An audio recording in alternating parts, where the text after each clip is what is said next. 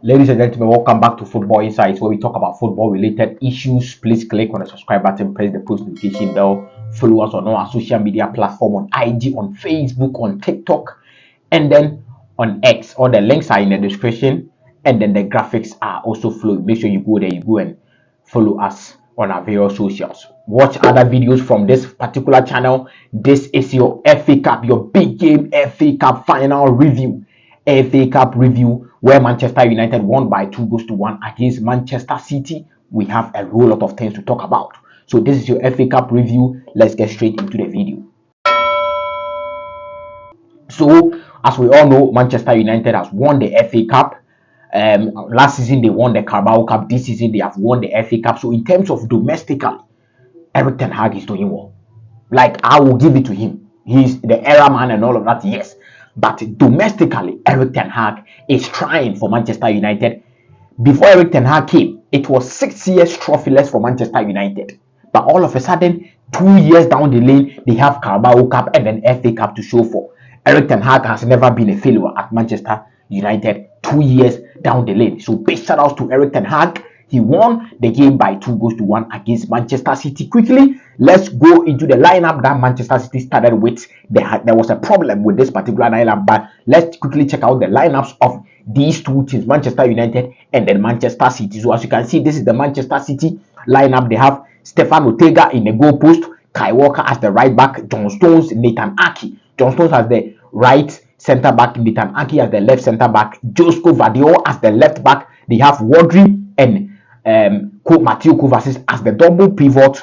They have Bernardo Silva, Kevin De Bruyne, Phil Foden, and then Erling Haaland completing the setup for Manchester City. And then there was a problem with this particular lineup because going into the season, John Stones has never been fit. Like the whole of this season, he has not been fit. So it is Manuel Akanji, Ruben Dias playing. Nathan Ake doesn't even come in. If Nathan Ake is coming in, maybe in the left back position, it is now that Josko Gvardiol going into the latter part of the season. Josko Gvardiol has proven that he can play the left back, and that is why he is playing as the left back right now. But all in the season, Nathan Ake has been playing the left back for Manchester City.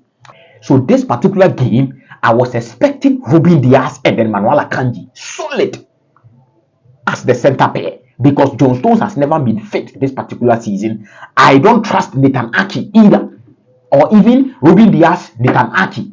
Manuel Akanji, Nathan Ake. It will be very nice. But then it looks like Pep Guardiola underestimated what Manchester United can do. In the final, don't underestimate anything. Just like if you watch the Europa League final, Xabi Alonso underestimated what Gianpiero Gasperini, the Italian tactician, can do. He underrated him, and that is why he benched all his 3 or let's say 2 strikers on the bench, and then he was playing a wing back at a double 10. He underestimated them in the final. Don't underestimate anybody. It is still a final. Anything can happen. So there was a problem with this particular lineup, and then I was even expecting a 4-1-4-1 formation for Manchester City, where we have Rodri operating as a single pivot, and then Phil Foden or Mateo Kovacic, and then Kevin De Bruyne, playing as the double 10. Okay, and then Phil Foden, Bernardo Silva on the other side. That was the exact lineup I was expecting from Pep Guardiola. But it looks like Pep Guardiola, I will not say overthink, because of course Pep Guardiola is Pep Guardiola. But this particular lineup, he had it wrong. But quickly, let's check out Manchester United lineup. A typical 4-2-2-2. Erik ten Hag has been doing this for the past 3 games. So Diego Dalot, Aaron Wan-Bissaka as the right back. We have Lisandro Martinez coming in to solidify the back line, and then we have Rafael Varane going in with experience, because this Martinez is a butcher type. He's that quick-tempered type. So you need a player, an experienced player like Rafael Varane to complement Lisandro Martinez. So that is why Erik ten Hag, very, very good decision by him. So he went with Lisandro Martinez and then Rafael Varane as the center pair. Andrew Onana, of course, he is gonna start, and then we have Kobbie Mainoo, Sofiane Amrabat as the base. Going forward, we have Rashford and then Garnacho.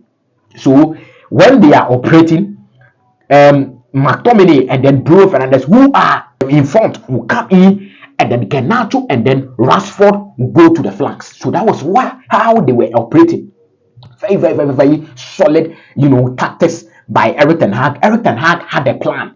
Eric Ten Hag had a plan. The plan was like, go and defend, block. They were not doing man marking, because if you are doing man marking against Manchester City, some of their players, they are very intelligent. One of them is Phil Foden, Bernardo Silva, Kevin De Bruyne. They have the ability to play a defense splitting passes. So even if you are doing a man marking, it is not going to work against Manchester City. So what Ten Hag did was that Ten Hag told the boys, go in, let's defend very well, let's catch them on the counter attack, block the passing lanes, and then let's do zonal marking. That was exactly what Manchester United went in the game with, and then they executed that particular plan with, at the T. They executed the plan at the T. Very good execution of the plan. So this is what also Manchester United went into the game with. And then as you can see, the first goal was scored by Alejandro Garnacho. That was a solid pass from the back. What a pass from the back. I don't know because I didn't see the pass very well. I don't know whether it is Dalot or Martinez, because at the Manchester United back line, there are two players who can play this particular pass. It is Dalot or Lisandro Martinez. It might be one of them, but that particular pass was a wicked pass. And then of course Josko Vadio, this particular ball, I am a center back though. I am a center back. If you don't understand, I am a center back, but I myself will do something about this particular situation. Josko Vadio flopped. Josko Vadio, it was symbolic performance by him yesterday. Very bad performance by Josko Vadio, because you don't do that. And then Stefan Ortega will also take some of the blame for, because Josko Vadio had already recovered. So Stefan Ortega, be in your goal post, but he came forward. Josko Vadio had the ball, and then it went behind Stefan Ortega. Of course, Garnacho has the space, everything, so he took the ball and then scored. Very good anticipation by Alejandro Garnacho. Very good vision by Alejandro Garnacho. He scored the first goal, and then some 5 minutes after that, Kobbie Mainoo, the Mainoo boy, Kobbie Mainoo, his calmness, and then the way he celebrates his goal is whenever he scores, I can laugh for about 1 minute, because the way he celebrates his goal, and then the calmness is just ice cold, man. It's just ice cold. The celebration and then the calmness on the ball is just ice cold, man. So Kobbie Mainoo also scored a very brilliant goal. That was a very technical goal by Kobbie Mainoo. Very long ball. So that's what I was saying. Transitional play. Manchester United were using transitional play. A one long ball, and then it is causing problems for Manchester City, because it is final. You cannot underestimate Manchester United. Don't underestimate, even if it is barely, don't underestimate them. But Pep Guardiola underestimate them. It looks like his boys, for the first half, his boys were not up for the game. They came in the second half, and then they were doing something. We'll get there. But then that long ball by Marcus Rashford, top pass by Marcus Rashford, Garnacho got the ball, squared it for Bruno Fernandes, and that was a very intelligent, pass by Bruno Fernandes. He saw Kobbie Mainoo. So as soon as the ball came, he squared the ball for Kobbie Mainoo. Kobbie Mainoo just, converted the ball into the net. 2-0.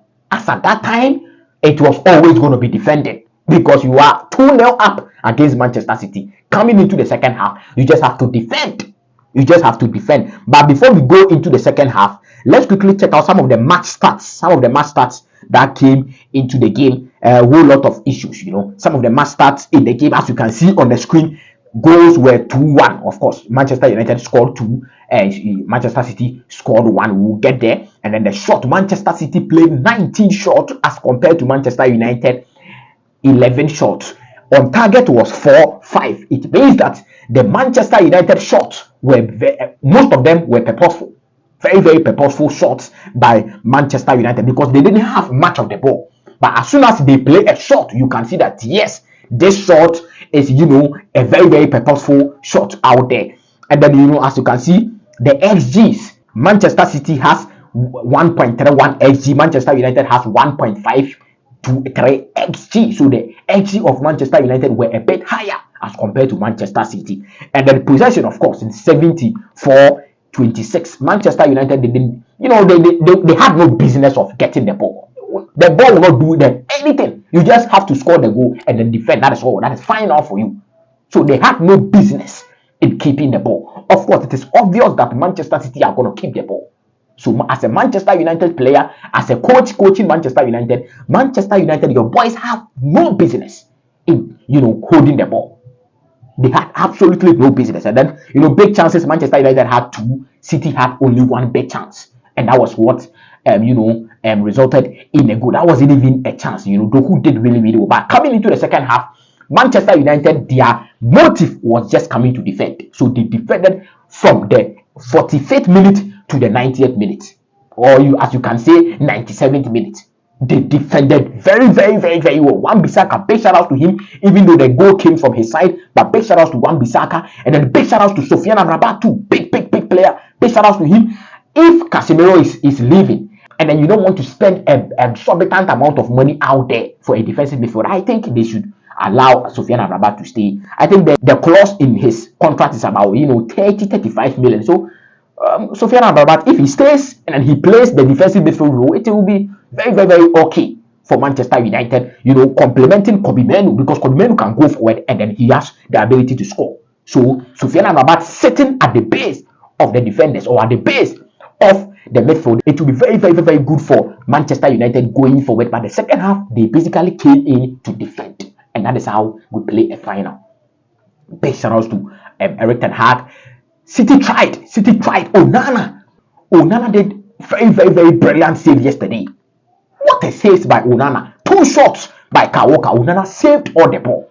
So a very, very brilliant shot stopper, Onana. So Onana was, basically having a game of his life yesterday. Very, very, very good performance. But then, as you can see, City's goal came in, I think, 87th minute. And then I told one of my friends, if you are playing a final and then you are leading 2-1, okay, and you are leading 2-1, this is the right time a goal must come. A goal should not come around 60 minutes or around 70 minutes. If a goal comes around 87th minute, that is a very, very brilliant time for the goal to come, because as at that time, you only have about 10 minutes to defend, and then the cap is yours. Only 10 minutes to defend, and then the cap is yours. So Jeremy Doku, if he had came in early, he would have caused a whole lot of problems for Manchester United. But going into next season, I think Jeremy Doku should start. Savio is coming to Manchester City, of course, but I think Jeremy Doku should start going into next season. Jack Grealish and then the likes, they cannot play the flanks, the left wing role, and execute their duties very well. So I think Jeremy Doku going into next season should start for Manchester City. But Jeremy Doku, that wasn't even a chance. But Jeremy Doku forced and then scored that particular goal. That was a very brilliant goal by Jeremy Doku. You can say Onana did not do well with that particular ball. He didn't stop the shot very, very, very well, but he was tired. As a keeper, if I am Onana, very, very tired, because he was stopping shot after shot after shot after shot. It wasn't easy for Andre Onana. So a very, very brilliant goal by Jeremy Doku. But as at that time, that time had already gone, because about 10 minutes and then Manchester United, they would defend, and then it is obvious they would defend. Catch them on the counter attack. They defend very well against Manchester City. So Manchester United, at the end of the day, won the FA Cup by 2-1.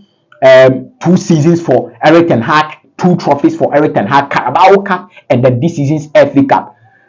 Manchester United winning the FA Cup means that Chelsea are moving straight into the Conference League.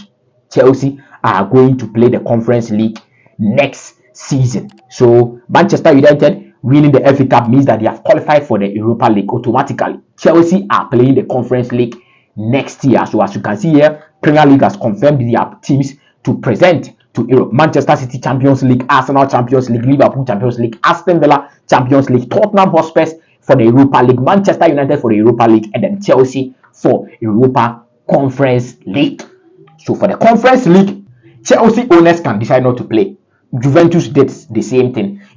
AC Milan did same last 2 seasons with the Europa League. They basically told UEFA that they cannot comply with their FFP issue, so they had to just withdraw from the Europa League. Juventus also basically did same with the Conference League last season. They withdrawn from the league, so Chelsea can decide not to play the Conference League. It is up to Chelsea and then the owners, the directors, the board to decide if they will play the Conference League or not. So don't be laughing that Chelsea are going to play the Conference League. Of course, they have qualified for the Conference League, but as to if they will play, that is for the owners and then the board, the directors to decide. So Erik ten Hag said something after the match, after the game. The journalist asked him about, whether the owners will keep him or not, and then his reply was just, sublime. His reply was just ice cold. He gave them a savage reply, the exact reply that was supposed to be given to the journalist. He told them that he doesn't know if they will keep him or not, but then 2 seasons and then 2 trophies. He thinks he has tried, and then if the owners are ambitious enough, they should keep him. But if they are not ambitious enough, of course, he will go somewhere else and win trophies, because that is what he has always been doing, and that is what he is made up of. Hey, Eraman, big statement coming out from Eraman. So that is what Eraman said to the press about, he staying or he leaving. So I think it was a very, very, very good reply by Eraman. So ladies and gentlemen, Manchester United has won the 2024 FA Cup against Manchester City 2-1. What are your thoughts? Should Erik ten Hag stay? Should he leave? As a Manchester United fan, will you give another chance for Erik ten Hag? Do you think if there is no injuries, Erik ten Hag will do something? Just comment down below. Let me know your comment. Make sure you click on the subscribe button, press the post notification bell, follow us on our social media platform. This is Football Insights. My name is Kobo, and then take care of yourselves. I will see you later.